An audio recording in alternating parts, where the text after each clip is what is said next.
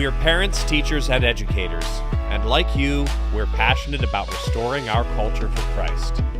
This is Veritas Vox, the voice of classical Christian education. Hello again, and welcome to Veritas Vox, the voice of classical Christian education. Today we have with us someone well known in many homeschool circles, Brett Harris. Welcome, Brett. Marla, it's an honor to be here, honor to be with your audience. Well, thank you. For those of you that don't know Brett, he and his brother have written some books, wrote them at a very young age to a very young audience and their parents. But before we get into those things like the book, Do Hard Things and Raise Kids to Do Hard Things, I'd like to hear a little bit about you, Brett. Tell us a little bit about your growing up, your family, educational background, and career, because that'll feed neatly into what we're going to talk about. Yeah, thank you. So I grew up in a pioneering homeschool family. My parents, Greg and Sono Harris, were early homeschoolers, along with the Detweilers and so many others. And my dad was really a big part of making the apologetic for home education as a good option for families and Christian families. Wow, good for him. Grew up homeschooled from K through 12. Went on to college at Patrick Henry College with my twin brother Alex. But before we did that, we wrote a book called Do Hard Things: A Teenage Rebellion Against Low Expectations, challenging young people that God can use them as a teenager, that they can do so much more than society expects, that historical standards for young people and what they can accomplish have dropped precipitously. And we need to go back to history and to scripture to see what God really expects of young people and what they're capable of. Well, so that really launched us. While you're mentioning that, I just wanted to say, we have found it helpful to look at both historic standards and international standards as we compare what happens in the United States with what happens in many other countries too. And so that's a really good thing. So you were homeschooled. Your parents were at some level pioneering in homeschooling. I know you're in northern New Mexico today. Is that where you grew up or near where you grew up? No, I grew up in the Pacific Northwest, out in the country in Oregon. And my family had 9 acres out there, surrounded by hundreds of 4 acres of forest owned by other people that we were free to explore. So I had a very idyllic childhood, homeschooled, delight-directed study, which was my parents' philosophy of education. And then a lot of time outdoors, catching bullfrogs and salamanders in the pond and all that stuff. That's great. I remember my wife one time with sons doing similar things, finding a snake in one of his pockets when putting the pants in the laundry. It was not a comfortable scene. But anyway, well, let's talk about Do Hard Things. You and your brother wrote that. What year and what problem were you trying to solve? Yeah, well, my brother and I were both involved in high school speech and debate. And one of the speeches that Alex, my twin brother, presented when we were 16 years old was called The Myth of Adolescence. And it was really addressing this modern concept of the teen years as a vacation from responsibility. And so I've never heard it put that way, but that's very picturesque. Yeah, well, it's I mean, historically, it's a real thing. The first use of the word teenager, in writing that can be found was, Reader's Digest in 1932, and then you have some of the first generations, our grandparents and our parents, growing up in a world where teenagers was even a category. Before that, you were a child or you were a young adult and then an adult. And so, we were looking at that. We were looking at how that changed and how the consumer culture and entertainment culture that arose around teenagers. And a lot of this was tied to removing children from the workforce, which there was a lot of good in that, getting them out of the coal mines, a lot of good in that. But then there was this kind of culturally imposed idleness that replaced the productivity that young people historically were engaged in. And so we were identifying that problem. And again, all credit to our parents. They were drawing our attention to this, encouraging us to study these things for our own lives. But then we were starting to share it with others. Alex won the first place in the country with that short speech. Is that And that right? That's eventually great. became the inspiration for a blog that we started called The Revolution, a teenage rebellion against low expectations. And then we had publishers starting to contact us. We were doing some conferences, and we had publishers who said, "This looks like a book. Will you write it?" We ended up going with the imprint of Penguin Random House, and it came out in 2008. Very good. As you wrote the book, what did you learn? And then as the book came out, how did the response affect what you had learned?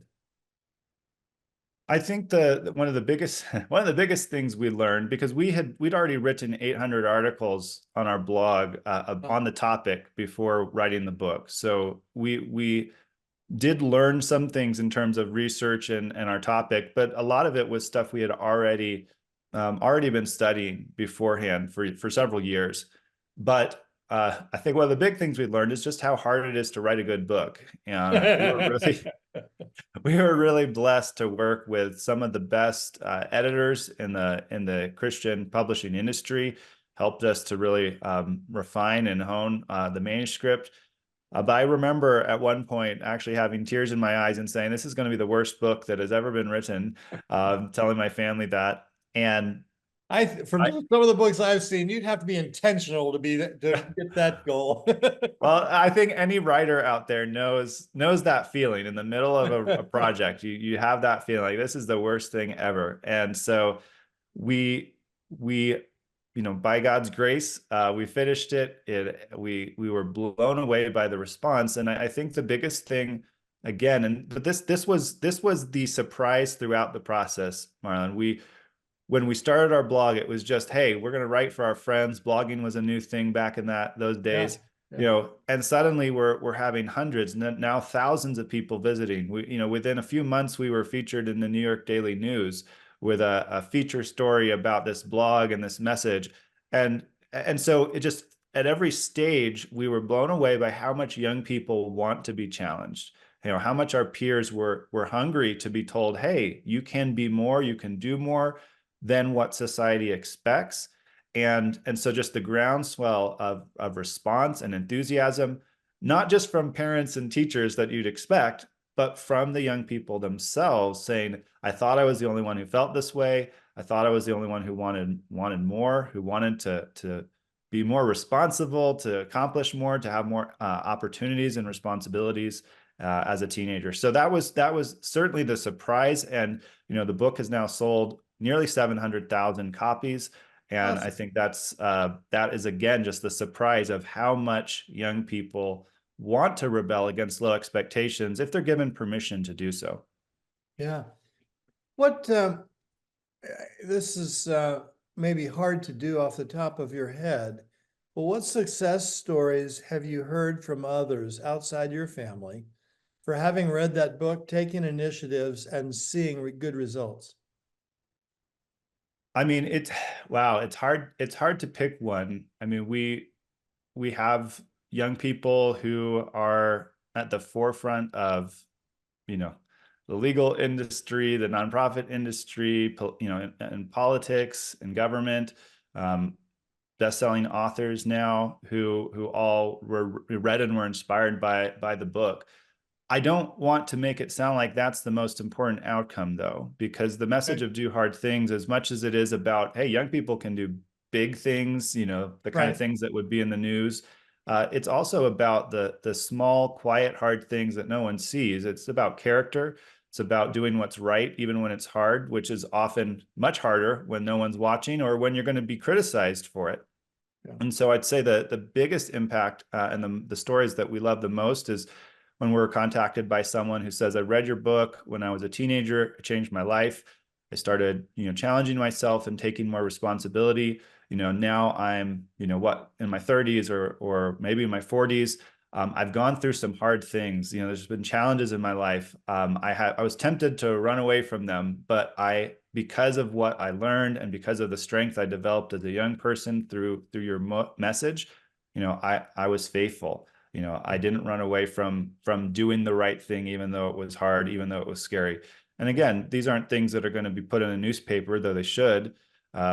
But those are the stories that matter the most. And to I me. appreciate you saying that and turning my question into a question that related to character and is very broad.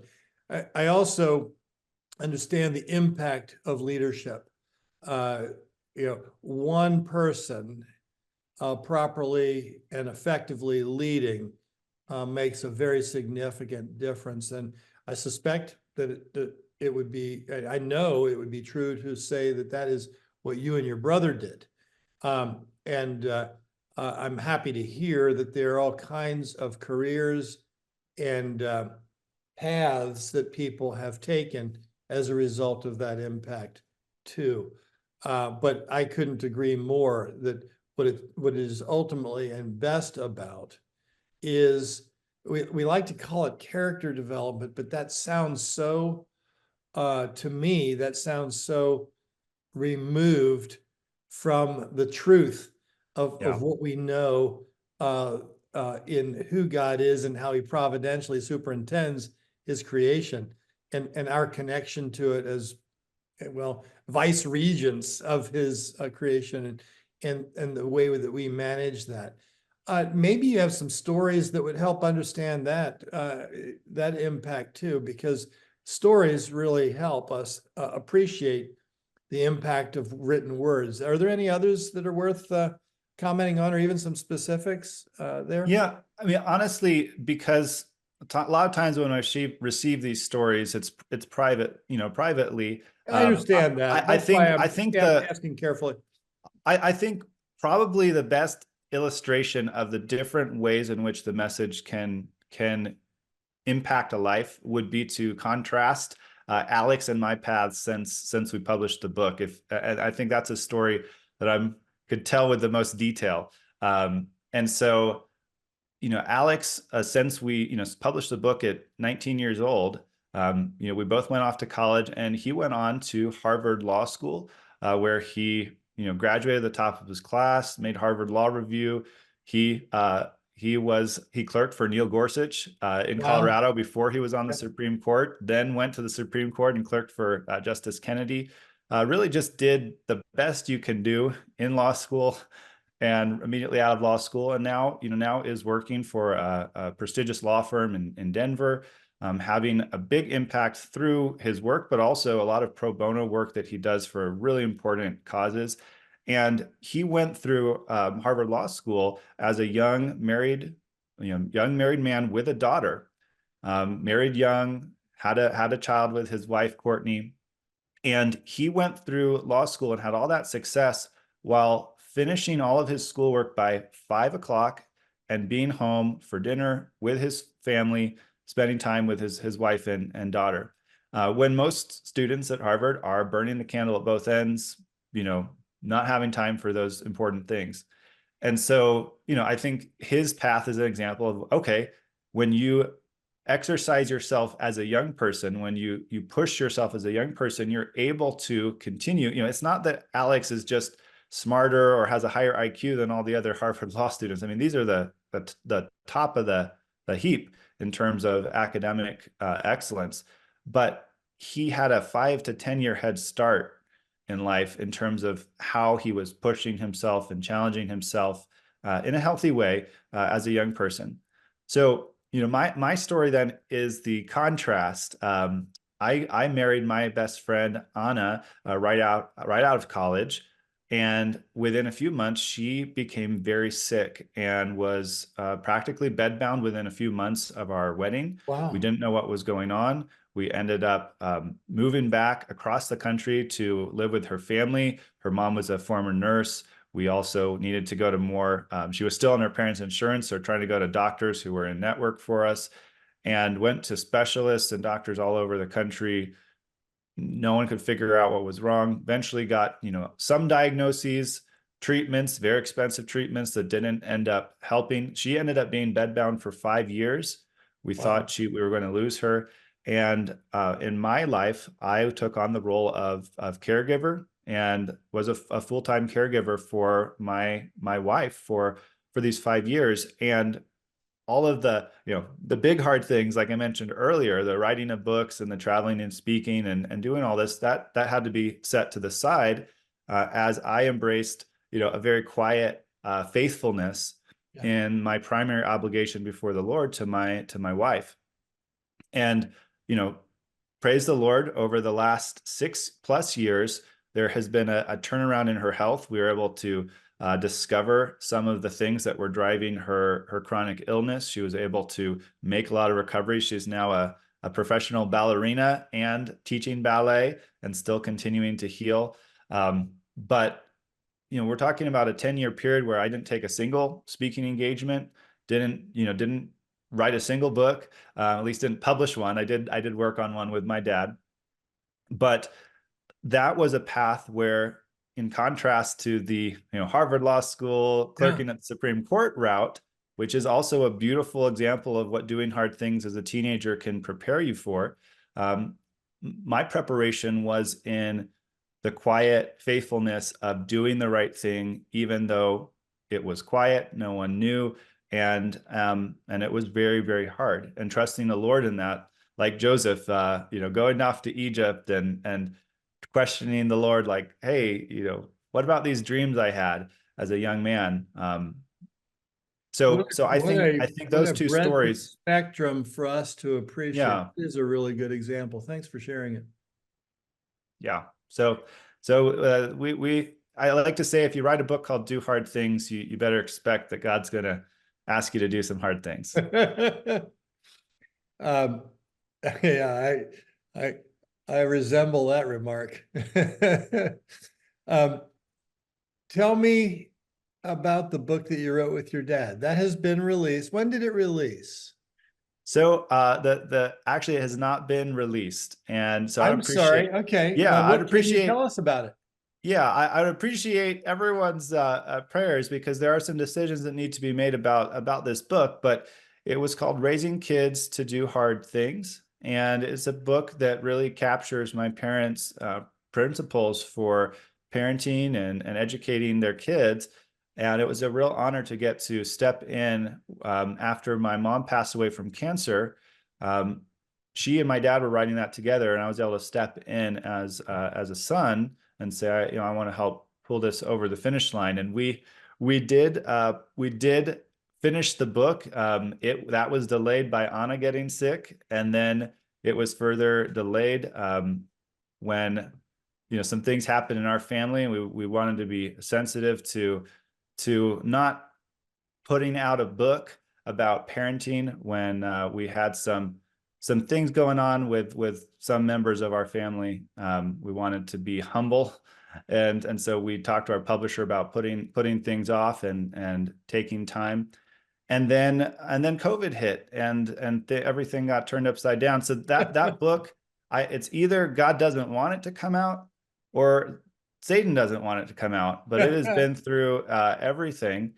We did have the honor of taking about 1,000 families through the content of the book through an online course by the same name, and the impact was tremendous. It was one of the most wonderful things I've ever done, working with my dad and encouraging parents and as they raise their kids to be self-motivated was really the core focus of the book. How do you get your kids to be self-motivated, not just dependent on you pushing them? And so that book has not been out. It is not released, but I don't know what the story holds, what the end of the story is for it. Good. Well, I'm sorry I didn't know that, but I'm glad you were able to put that out there for our audience. Where do you, and we'll move into in just a few minutes, the Young Writers Workshop and the things you're doing there. So before we talk about that, where do you see the role for you and maybe for Alex in the idea of Do Hard Things at this point? Honestly, I think the biggest thing we can do is to continue to live faithfully the message of the book and to finish well. I like to say faithfulness is a lifetime achievement award. You don't earn it at 30 or 40 or 50. You earn it when you hear, "Well done, my good and faithful servant." And faithfulness is not perfection, so it's not some unrealistic standard of but it's perseverance. It's getting knocked down, getting back up, moving in the same direction, not being deterred when it's hard, when it's lonely, etc. Yeah, I And found when not it's hard and lonely, the answer is, what's the next step? Take it. Yeah, and then not getting derailed when it's going well and it's Yeah. successful and you're getting honored and praised and becoming proud and becoming careless. So faithfulness is the best thing I think we can do to have put a message like that into the world, encouraged people, and then to live it ourselves to the end. I think is the biggest thing we can do. And of course, we're still proponents for the message. I still love to talk about that message. But at this point, I'm just living it is my main thing. That's wonderful. And it's very encouraging to hear. I did not know that your wife had been recovering for that much time and in that way. That's wonderful. So you have taken an initiative called the Young Writers Workshop. Tell us what that is. Yeah, well, when you write a book as a teenager that sells hundreds of thousands of copies, one of the things that surprised us in the response, in addition to just the volume of how many people bought and loved the book, was the number of young people who contacted us saying, "I love writing. I want to be an author. Can you help me with that?" And so over the years, I ended up helping a number of young authors get publishing deals, sell a lot of books, and just on the side, it was just a side thing that I did to help other young people who had that passion and that calling. And then when Anna got sick, and we saw, I had a good bit of savings from the sales of Do Hard Things, and we were just burning that money like to stay warm. Basically, we were burning that money on medical bills and all of this. And so I realized I need to provide for our needs, but I can't go and get a normal job because I'm a full-time caregiver.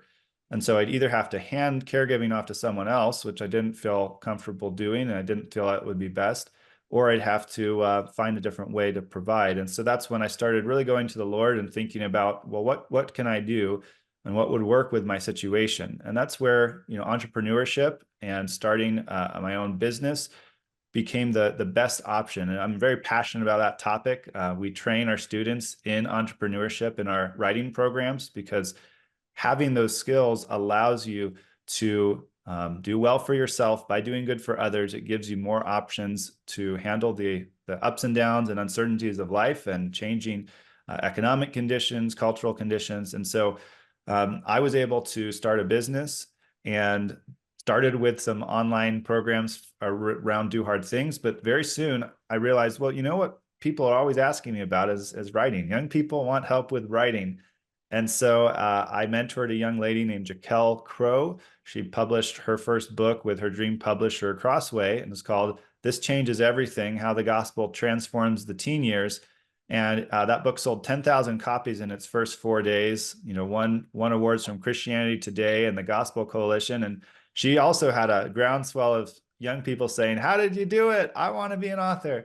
And so we decided to together start the Young Writers Workshop, a community and teaching library for young primarily Christian homeschool students, though we have non-homeschoolers as well, but a lot of homeschool students who want to have community, want mentorship, want guidance and accountability to get words on the page, to write short stories and novels, blog posts, articles, all the kind of real world writing, the non-academic writing that they can, And so we started that, had 400 students join the first time we opened the doors, blew us away. And eventually that grew into, we now have over 1,000 students in the workshop at any given time, partnering with people like SD Smith with the Green Ember series and Sarah McKenzie with Read Aloud Revival, and the great folks at IEW, and so many different organizations that have partnered with us. And then we eventually had so many students who had accomplished so much, winning awards, finishing novels, and wanted to pursue this as a career, that we started a college alternative program called the Author Conservatory. And that is our kind of apprenticeship, career-focused program, kind of post-high school. So that's the main thing I'm doing today, helping young people do hard things in the realm of writing and publishing, and making that a sustainable career financially. Yeah, that's wonderful. One of the things that I have been challenged to consider over the years, and I'm curious what answer you might have for this, is as I look at the writings of 20th century writers like C.S. Lewis, of course, I would put Sproul in this category, and so he actually wrote a fiction book that was remarkable, and I really encouraged him to tell him how much I liked it. He wanted me to tell his publisher that. I don't remember if I did or not, but he didn't. It wasn't as successful as he'd hoped, and the publisher didn't go that way, so he stayed in his knitting of writing on theology. But when I see C.S. Lewis and Sayers and some of these authors, I see them turning phrases and having an efficiency of words and communicating in ways that are so captivating and inspire visualization that they really are the best of what writing has to offer. And of course, we're very involved in offering a great books curriculum, what we call the omnibus. What is it that makes someone, what are the best ways to prepare someone to be able to write with that kind of imagination and effectiveness? Well, I do think a strong foundation in composition, like what you guys provide, is critical. But if I had to pick one thing, and one thing alone, I would say it's reading aloud as a family. And if not reading aloud as a family, listening to audiobooks. This is something Sarah McKenzie with Read Aloud Revival is always preaching. And before I heard her say it, we'd observed it over and over with our students.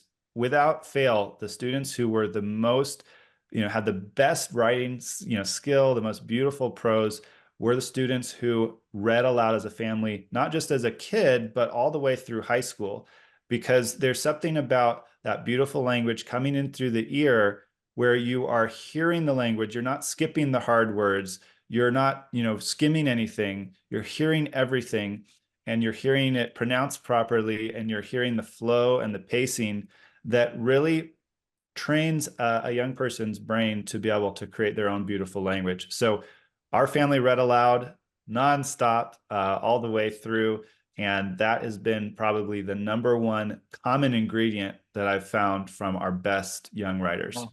I am so glad I asked you that question, because that resonates, and it provides a very practical tool for accomplishing something that seems so abstract and hard to get a hold of. That is really helpful. Thank you. We have had folks, Brett Harris from 7,500 feet above sea level in northern New Mexico, meeting with me at the highest spot in Florida, which is 300. I'm actually not at this spot. It's right over there at 324 feet. I'm probably at about 280 feet in very different places with the same things in mind. Brett, thank you so much for joining us today. Marlon, thank you for all that you have done for homeschool families. Thank you for your example, and thank you for having me on today. Great to have you. Folks, thank you for joining us on Veritas Vox, another episode, and we look forward to seeing you next time.